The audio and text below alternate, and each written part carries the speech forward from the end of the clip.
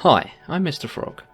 For a while now, I've been heavily interested in the Ultimate Iron Man game mode. With this in mind, I wanted to set myself a new challenge. Using standard UIM rules, I want to acquire one of the coolest pets in the game, the Olmlet. But there's a catch.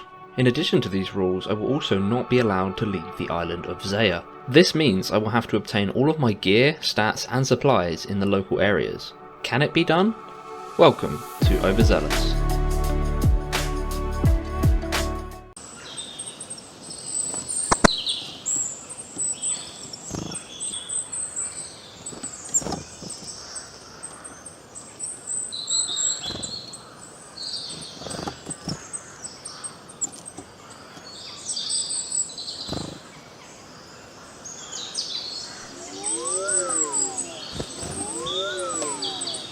So we finally have a house. I'm going to run down to the portal now and we'll just check it out. Here we are, we can finally enter our house in the actual portal, rather than trading construction at Wintertide, and here we are, we have our house. However, I have realised one small problem, and considering this is the next episode, you guys are probably going to be telling me this all week. Where is it? Costume room is level 42. I am level 31. I cannot build a costume room, which means I cannot store this or this. And due to that, because I do not want to get rid of the Pyromancer garb, what I'm going to do to save inventory space is I'm going to wear this and I'm going to destroy the Clue Hunter top. Because, well, for two reasons. First of all, the Clue Hunter top was only for Wintertide and I have a Pyromancer garb now anyway. And secondly, I can easily get this back just by digging in the same spot. And also with the Broomer Torch, what I'm going to do is I'm going to go up to Wintertide and I'm actually going to trade it in for some Tome of Fire pages. Which I've already got in the event anyway, so I only have 2 inventory spaces taken up. One other thing that I didn't actually realise in the last clip is entering the house in Overzeahlous actually completed a easy task, which I do eventually plan to do all of the easy tasks in the Kebos and Korend area. I'm already feeling the pain of having no agility. Well, that was a long walk, but we are back at the Wintertide camp, so we're going to exchange this Broomer Torch for burnt pages. I could get crates, but honestly they're not going to give me much useful, and I'm going to need the burnt pages eventually anyway, so wait, what is this? Oh, okay, right, let's trade in the Broomer Torch and get 50 pages. Now that that's done, the next thing I want to do is move on to some mining and smithing.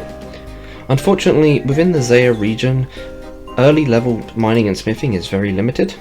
This is how it has to be done. In Piscarillius, there are copper and tin rocks just south of the town. Within Lovekenge, there is a furnace which is not far from an anvil. To accomplish 15 smithing to unlock iron, I will need to do 11 trips of copper and tin. I have worked this out to take approximately 3 hours. Once iron is unlocked, my XP rates will drastically increase. This is because there is an iron mine right beside the furnace. The early levels of mining are going to be a grind, but that comes as part of the challenge. So let's get on with some mining.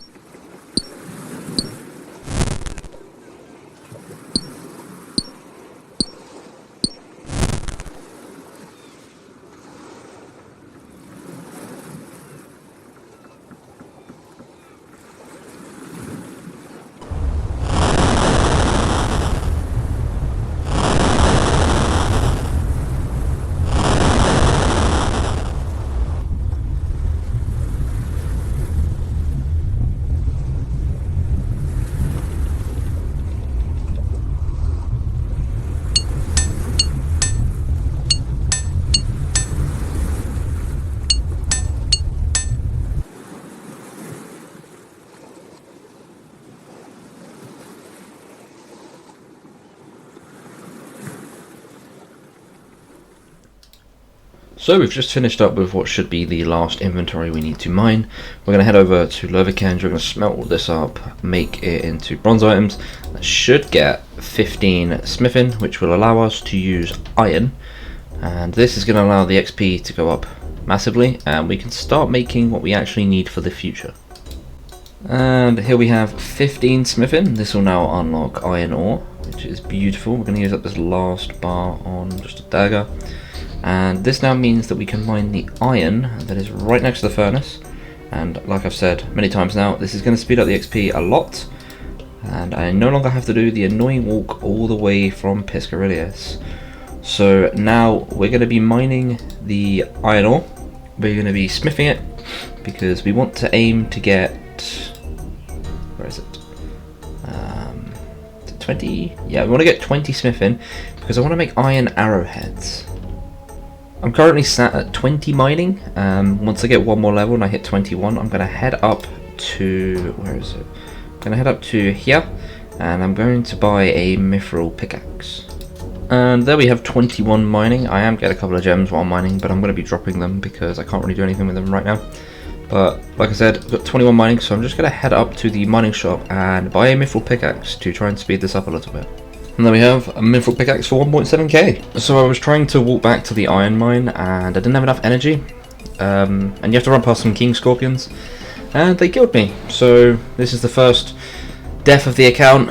Obviously, like I've said in the rules, I am obviously prohibited to die. I obviously am permitted to die, but I can't use death pile, so I need to run back there now and collect all the stuff, which is going to be awkward, considering I died right on top of king scorpions.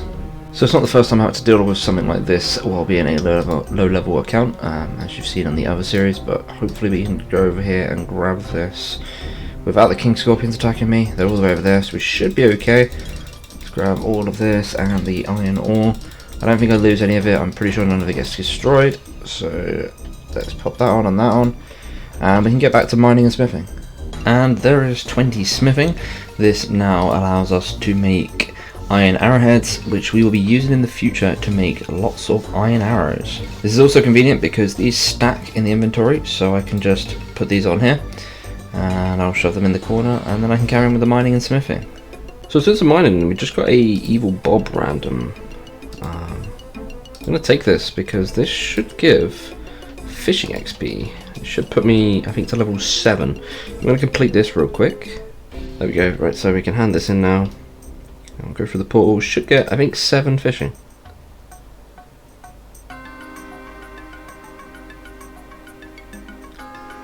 And there we go, 7 fishing. Beautiful.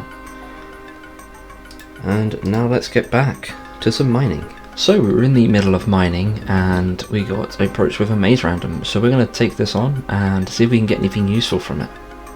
And here we go for 74%. That is the maze random completed. And let's see what we get for this. Steel arrows and chaos runes. Honestly, not exactly useful. I could go and sell the chaos runes, but it's probably not worth my time. So I'm just going to drop these and equip the steel arrows. Because I need the inventory space a little bit more. So here we have 41 mining. This now unlocks the rune pickaxe, which is really cool because I can actually buy one of these from Toofy, the same guy I bought the mithril pickaxe from. I think he charges quite a lot for it though, which would be pretty much the entire cash stack, so I'm not sure if I'm going to do it right now, but for the future we can now use rune pickaxes. Can we just appreciate how bad this run was in terms of smelting the iron ore? I had a full invent, and I ended up with 4. Gotta love that RNG. I was AFK for a second, I nearly missed this, but we got a genie random, which is actually amazing, because now when I use this lamp on Slayer, we will get level 10 Slayer, and this is actually a really big milestone, because it means I can now wear a face mask. It won't say it on there, but it means I can wear a face mask, which actually allows me to do Loverken's favour, because it is the only mask that I can obtain in this area and requires 10 Slayer to use, so that's amazing. In the midst of all this mining, I have actually got a quiz random, so we're going to actually take the mystery box. I originally would have taken the coins, but I got plenty of coins now, so we're going to open up this and see what we get. A flyer. Amazing. Funnily enough, I couldn't actually get this item without the mystery box, albeit the item is completely useless, so goodbye. Another quiz random. And another quiz random completed. Let's grab the mystery box and see what we get from this one. Absolutely nothing. So I just finished up 20,000 arrow tips. I was meant to stop after the last inventory, but I got massively sidetracked. This is where we're going to stop the mining and smithing for now. We finished up with 50 mining and 43 smithing. There's a lot of levels we managed to gain. I've been doing this for the last couple of days. And the reason I want to do this is because I want to stack up loads of arrow tips. I'm going to eventually make them all into iron arrows. and of course this will be used to train ranged for quite a while. Ranged is going to be one of the mostly used methods on this account, as it's obviously going to allow me to safe spot a lot of creatures, and in general it's just one of the easiest ones for me to train, so that's why we're going to be doing that. The next thing we need to do is collect up the 20,000 arrow shafts, which is going to be a whole bunch of woodcutting and fletching, and then after that I am going to go ahead and complete the Queen of Thieves quest. Before I do that, I'm going to need to hand in the favour that I got from Client Friend.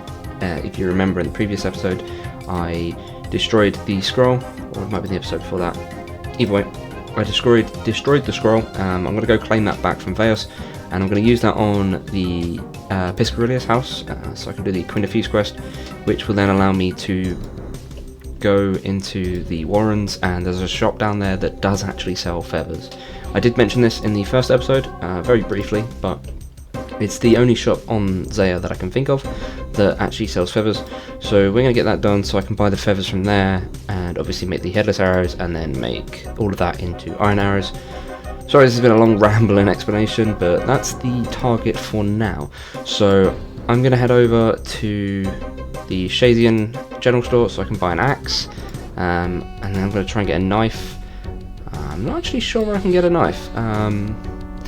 We'll figure that out in the next clip.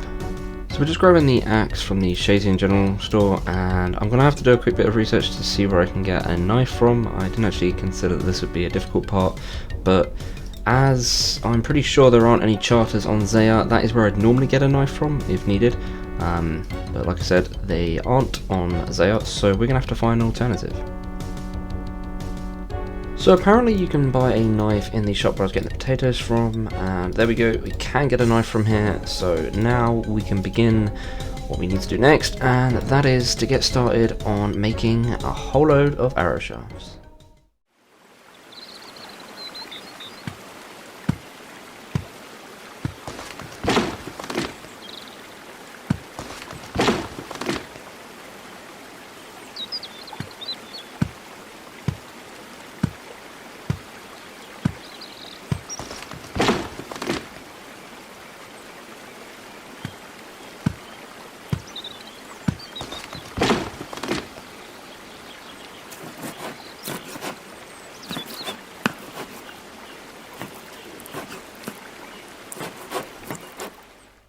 So we're just hitting 15 fletching here, and this now means that I can actually make arrow shafts out of oak trees, and also I can now make iron arrows. So we found out the level to actually make the arrows.